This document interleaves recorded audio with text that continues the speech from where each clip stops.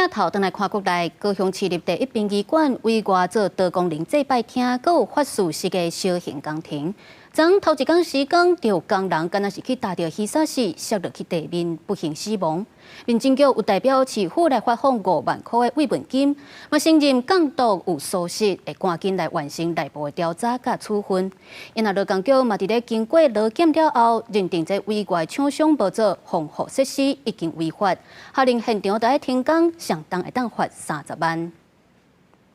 去火车一教师有人引导高雄市立第一殡仪馆25号暗头发生公安事故，一名50岁的工人伫咧修缮福德长厝顶的铁皮时，有可能去打破着菜缸搭，跌落到地面，造成头伤着，送医了后也是死亡。有点算公安意外了啦但是至少可以讲一下吧。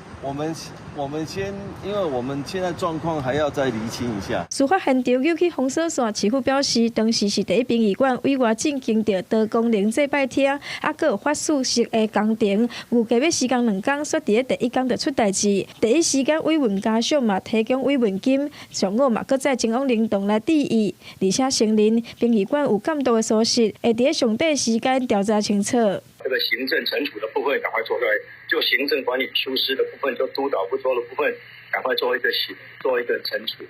位于可能坠落的范围，装置坚固的隔闸或是安全网等防坠措施，也没有设置宽度30公分以上的踏板，而且也未使劳工佩戴安全带、安全帽等防护具。劳工局嘛，伫咧第一时间就进行劳检，发现委外厂商无做好着相关的防护措施，已经违反着职安法，要求现场停工，嘛会当上悬罚30万块。记者王丽婷、林昭宽个报道。